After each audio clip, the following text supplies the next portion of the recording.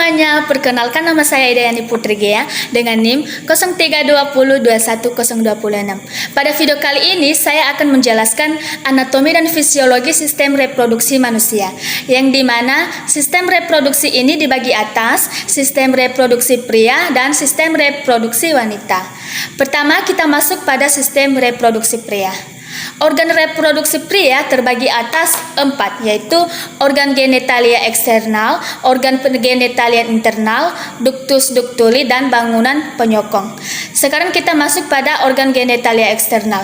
Organ genitalia eksternal ini terdiri atas penis, skrotum, dan testis. Yang pertama adalah penis. Ini dia terletak di sini. Penis ini terdiri dari yang pertama akar atau menempel pada dinding perut, kemudian badan atau merupakan bagian tengah dari penis, kemudian gian penis atau ujung penis yang berbentuk seperti kerucut, kemudian lubang uretra atau saluran tempat keluarnya semen dan air kemih terdapat di ujung gland penis. Sini. Selanjutnya skrotum.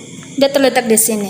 Skrotum ini merupakan kantung berkulit tipis yang mengelilingi dan melindungi testis. Skrotum juga bertindak sebagai sistem pengontrol suhu untuk testis. Karena agar sperma terbentuk secara normal, testis harus memiliki suhu yang sedikit lebih rendah dibandingkan dengan suhu tubuh. Kemudian testis ini. Testis ini berbentuk lonjong dengan ukuran sebesar buah zaitun dan terletak di dalam skrotum. Biasanya testis kiri ini agak lebih rendah dari testis kanan. Testis menghasilkan follicle stimulating hormone atau FSH dan luteinizing hormone atau LH, juga hormon testosteron.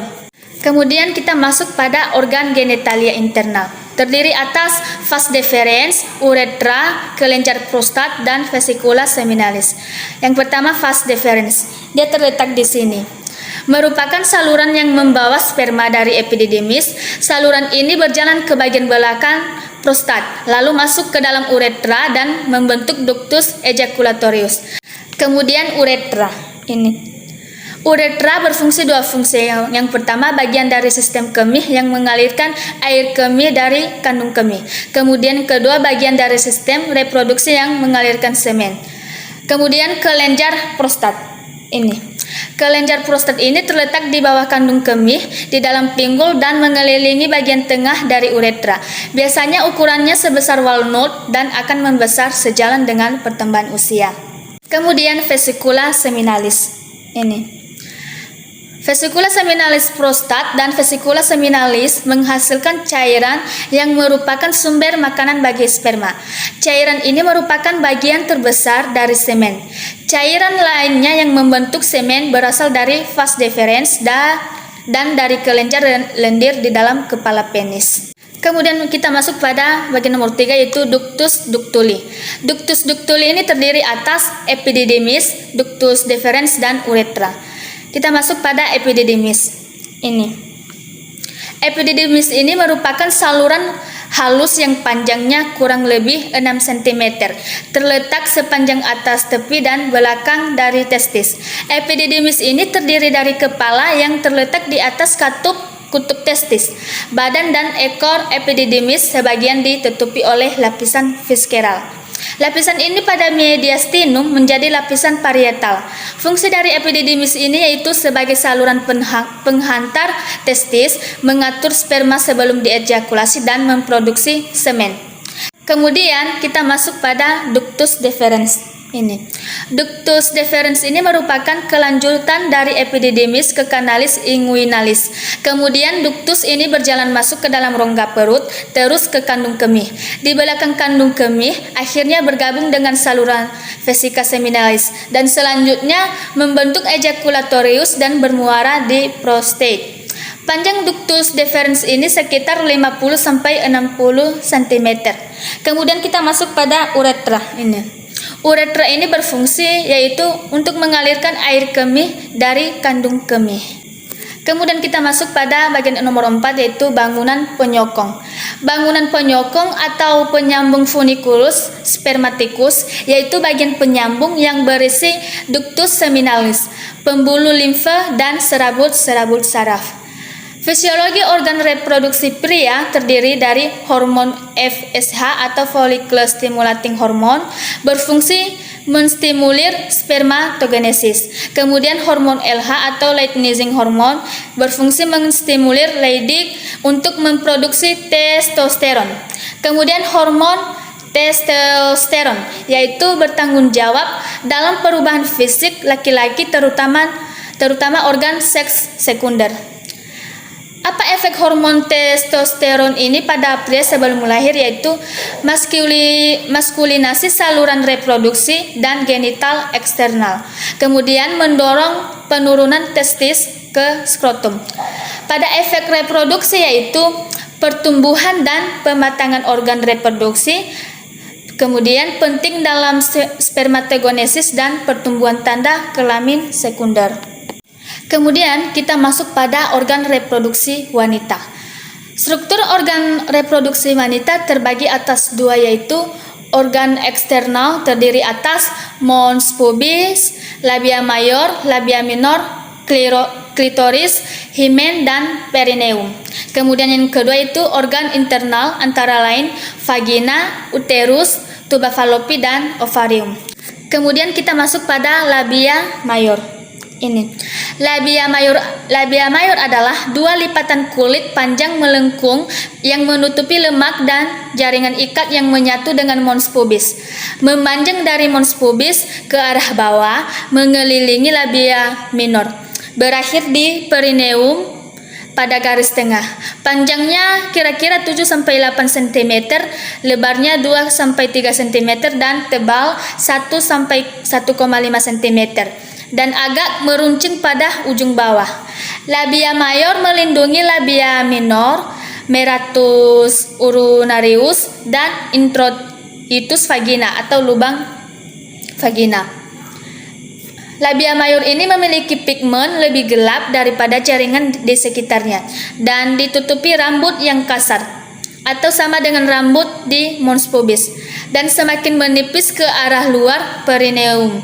Bagian ini mengandung suplai kelenjar sebaceus dan banyak kelenjar keringat serta banyak mengandung pembuluh darah. Kemudian masuk pada labia minor.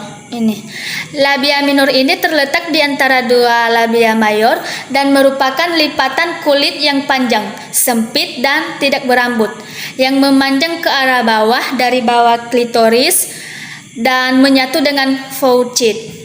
Pembuluh darah yang banyak membuat labia berwarna merah kemerahan dan memungkinkan labia minor ini membengkak bila ada stimulus emosional dan stimulus fisik. Ruangan antara kedua labia minor disebut vestibulum.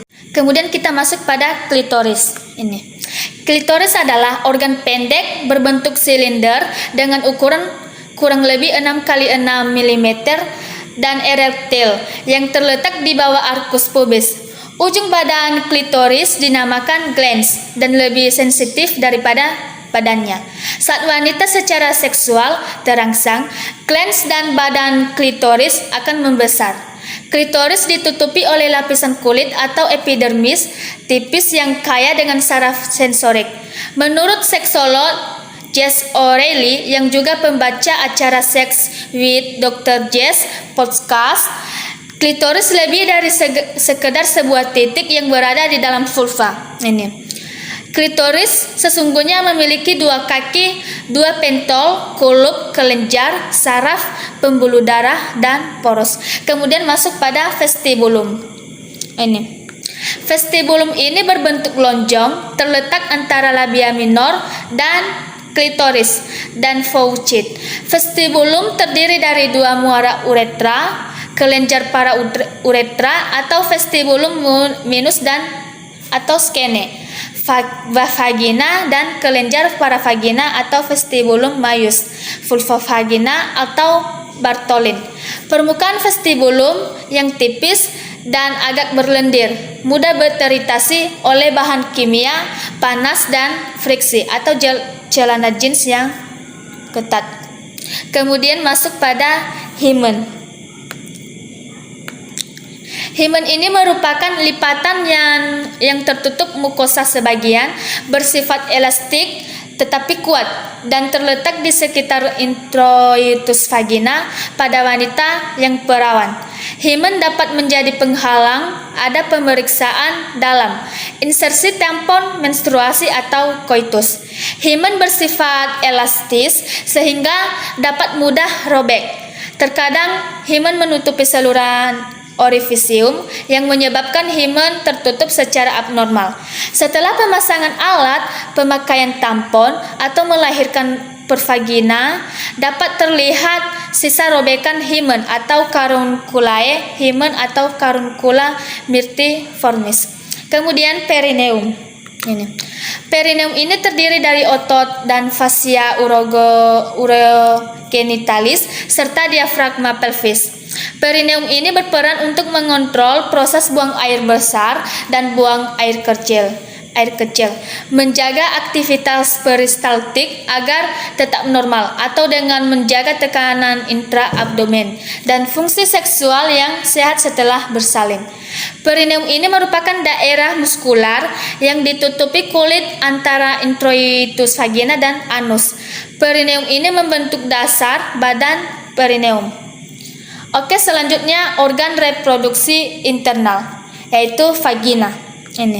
Vagina ini merupakan penghubung antara genitalia eksternal dengan genitalia internal. Vagina berukuran di depan 6,5 cm dan di belakang 9, cm. Pada puncak vagina terdapat bagian yang menonjol dari leher rahim disebut persio. Epitel vagina merupakan epitel squamosa dalam beberapa lapisan yang tidak mengandung kelenjar akan tetapi mengadakan stansundasi. Dinding belakang vagina lebih panjang dan membentuk fornix posterior atau fornix lateralis sinistra dan fornix lateralis dextra.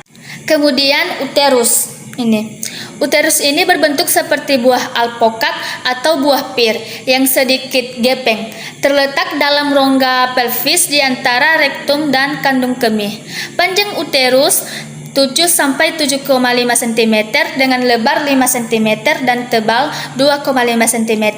Uterus pada wanita dewasa terletak di sumbu tulang panggul dalam posisi antereversiofleksi yang membentuk sudut dengan vagina. Korpus uteri ini ke arah depan membentuk sudut sekitar 120-130 derajat dengan serviks uteri. Uterus ini terdiri dari fundus uteri atau dasar rahim, kemudian korpus uteri dan serviks uteri. Uteri internal terdiri atas endometrium, kemudian myometrium dan perimetrium. Kemudian kita masuk pada tuba Fallopi. Tuba Fallopi terdiri atas yaitu pars interstitialis yaitu bagian tuba yang terdapat di dalam uterus. Kemudian paraismika yaitu bagian yang sempit pada sudut antara uterus dan tuba. Kemudian pars ampularis yaitu bagian yang membentuk saluran yang lebar meliputi ovarium.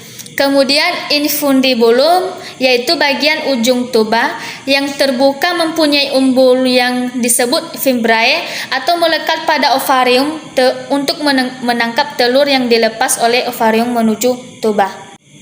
Kemudian kita masuk pada ovarium ini. Ovarium ini kelenjar yang terletak di kanan dan kiri uterus, terikat oleh ligamentum uterus. Ovarium ini berhubungan dengan uterus melalui ligamentum ovari propium, terletak pada lapisan belakang ligamentum latum. Bagian ovarium ini yang berada di dalam kavum peritoni, dilapisi oleh epitelium kubik silindrik disebut epitelium germinativum. Hormon pada wanita terdiri atas yaitu estrogen, progesteron, testosteron, FSH dan LH dan oksitoksin. Kita masuk pada bagian hormon estrogen. Hormon estrogen ini diproduksi di ovarium atau indung telur dan juga diproduksi oleh kelenjar adrenal dan plasenta, tetapi hanya dalam jumlah yang sedikit. Kemudian hormon progesteron dihasilkan oleh korpus lutein dan plasenta yang mengatur perubahan endometrium dan perubahan diklik dalam serviks dan vagina. Kemudian hormon testosteron ini yaitu kadar testosteron ini pada tubuh wanita memang tidak sebanyak pada pria. Namun hormon ini tetap memiliki fungsi yang penting bagi kesehatan wanita. Kemudian LH atau hormon luteinizing yaitu yang berperan dalam masa pubertas untuk membantu tubuh mengatur siklus menstruasi dan ovulasi. Kemudian hormon follicle stimulating atau FSH ini diproduksi di kelenjar hipofisis dan berperan penting dalam sistem reproduksi. Kemudian hormon oksitosin yaitu hormon yang diproduksi oleh kelenjar hipofisis umumnya akan meningkat selama kehamilan, khususnya ketika menjelang persalinan. Baik, sekian yang bisa saya jelaskan mengenai anatomi fisiologi sistem reproduksi baik pada pria dan wanita. Kurang lebihnya saya minta maaf. Salam sehat buat kita semua. Sampai jumpa.